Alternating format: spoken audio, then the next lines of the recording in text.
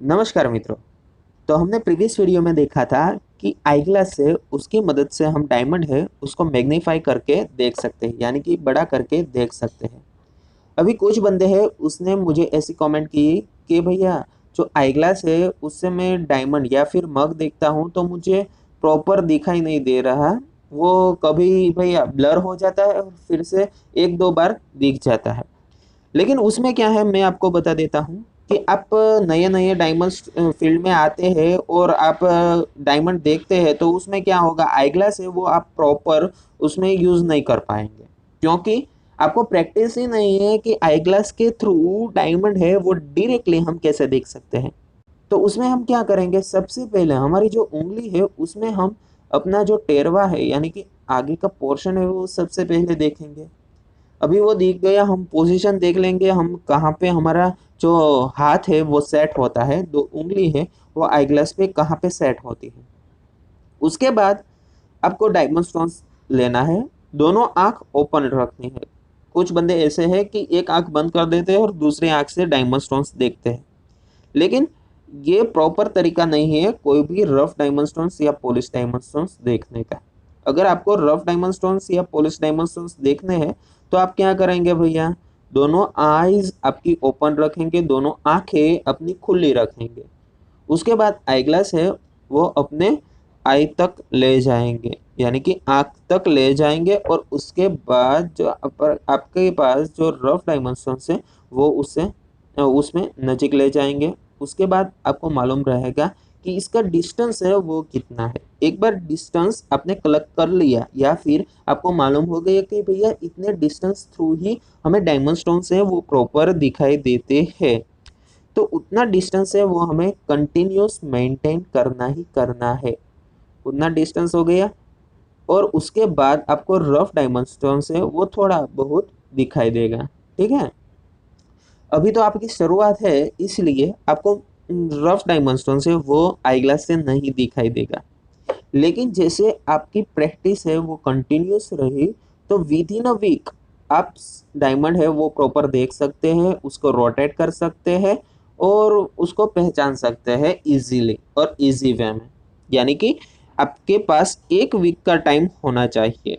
लगातार आप प्रैक्टिस करते रहिए, एक वीक में आपकी आईज यानी कि आंख है वो सेट हो जाएगी ऐसे छोटे वाले डायमंड स्टोन को बड़ा या जूम करके देखने की।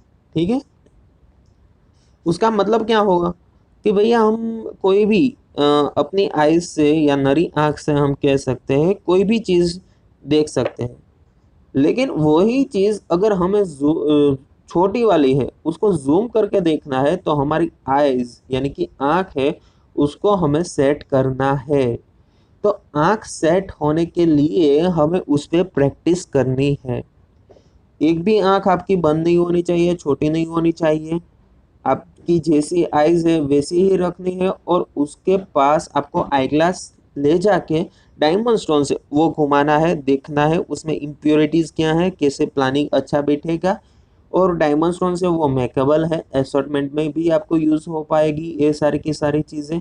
तो फिलहाल अभी से ही प्रैक्टिस कर दीजिए। कोई बंदा है वो एक दिन में भी सीख जाता है, कोई बंदा है वो दो तीन दिनों में सीख जाता है, और कोई बंदा है वो क्या होता है वो एक वीक के भीतर ये कैसे प्रोसेस होती है उसके बारे में नॉलेज ले सकते हैं।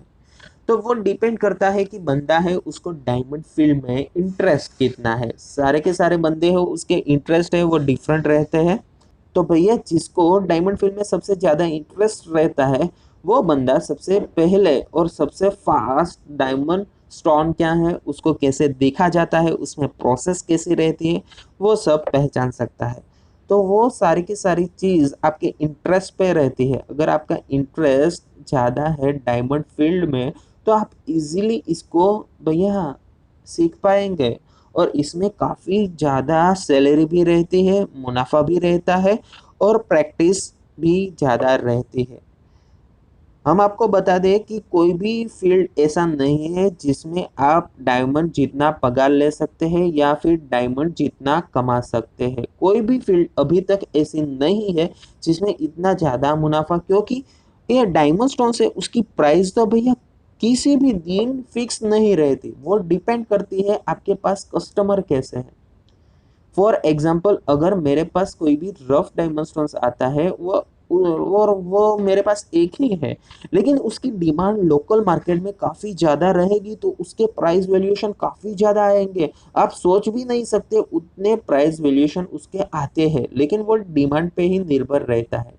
जैसे हम कहते हैं सप्लाई और डिमांड, तो उसी पे ही निर्भर रहता है। तो भैया अभी से ही आप स्टार्ट कर दीजिए, कोई भी रफ डायमेंशंस है उसको देखना स्टार्ट कर दीजिए, उसको पहचानना स्टार्ट कर दीजिए। मैं आपको सारी की सारी चीज़ें दिखाऊंगा कि उसमें कैसे इम्प्योरिटीज है, कैसे आप उसको फाइंड आउट कर सकते हैं भैया, उसको कैसे देखा जाता है प्रॉपर वे में, और उसके बाद उसमें जो प्रोसेस आती है वो टेक्निकली प्रोसेस हम कैसे इजीली उसको कर सकते हैं और उसका मैन्युफैक्चरिंग कैसे होता है।